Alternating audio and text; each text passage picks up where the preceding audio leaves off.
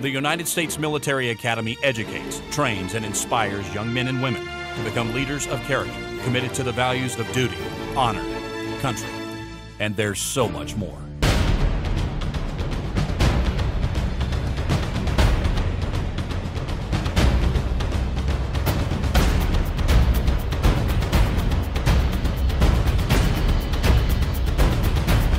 West Point, America's Academy.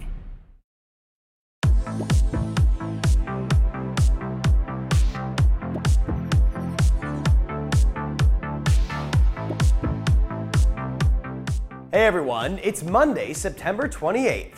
I'm Tom Hansen and Channel 1 News starts right now.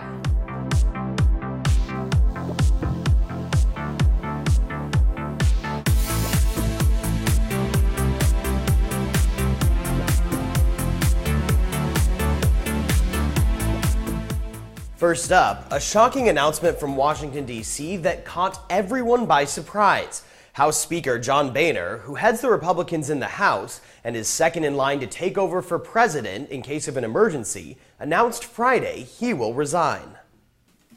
It's been an honor to serve in this institution. The Speaker of the House on Friday said he will set aside his gavel and call it a day. He did the job for nearly 5 years, but was worn down from fighting within the Republican Party.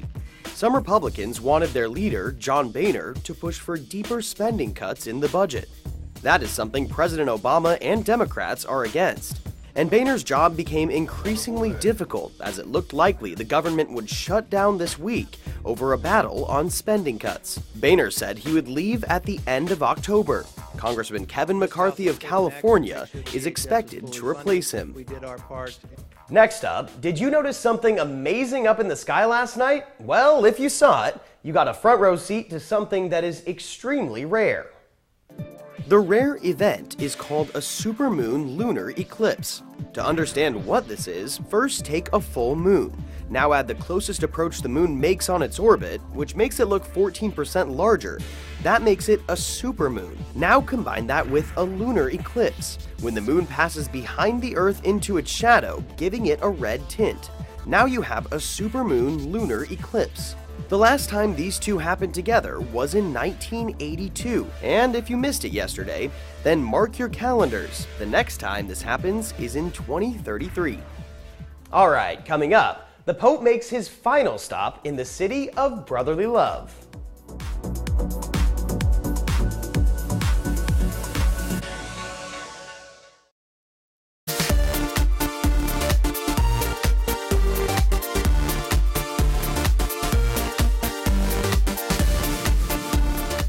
From the skeptics to the believers, no one can deny the popularity of Pope Francis. The first Latin American pope wrapped up his first trip to the U.S., making history at each stop and spreading a message of hope. Here's Maggie Rulli. In downtown Philadelphia, Cassie Sadie is one of the 60 digital street team volunteers. #beautiful, #good as winning. Part of a social media campaign called Pope is Hope. She documented the Pope's visit on Twitter, Snapchat, Instagram, even with Pope emojis, sharing her experience with thousands of other young people across the country. I never thought I'd even be able to come to Philadelphia to see the Pope, much less to be able to document it and to see it happen in person. It's incredible, probably a life-changing experience, I'm sure. Cassie may have had a front row seat, but for millions of other people, it's the Pope! Well, they lined up just for the chance to see him from a distance. There's so many people, everyone's so excited to see the Pope. What's it feel like?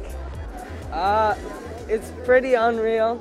It's pretty crazy. It's absolute madness. I mean, really, walking through the city has been insane. There are thousands of people everywhere, and you can, really feel the blessings from here.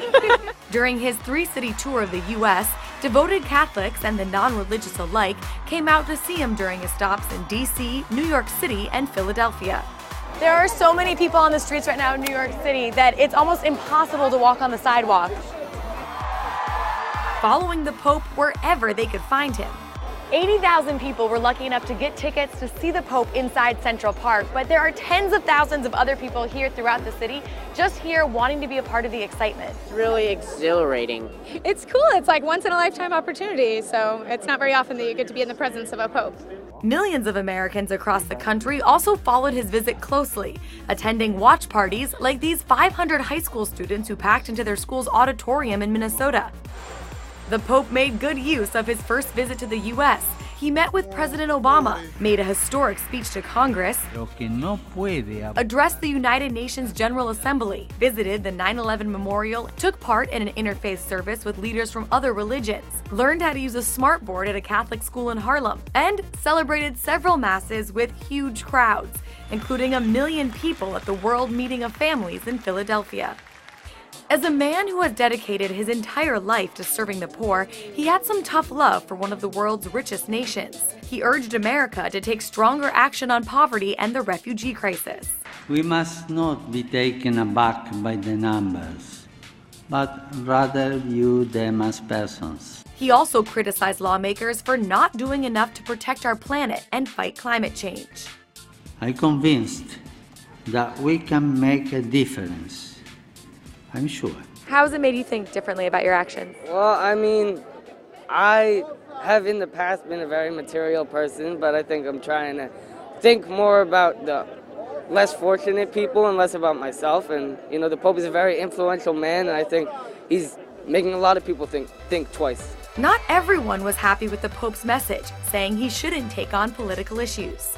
I don't get economic policy from my bishops or my cardinals or from my Pope. But for his fans, like Maria Boli, another member of the Pope's digital street team, just getting a glimpse of the guy was life-changing. It was worth the wait for sure. I actually called my grandma all the way in Brazil so she could be in his presence as well. You know, she cried, I cried. It was a very beautiful moment. Maggie Rulli, Channel 1 News. All right, after the break, some other big names turned up in New York City's Central Park for a star-studded performance, all in the name of global charity.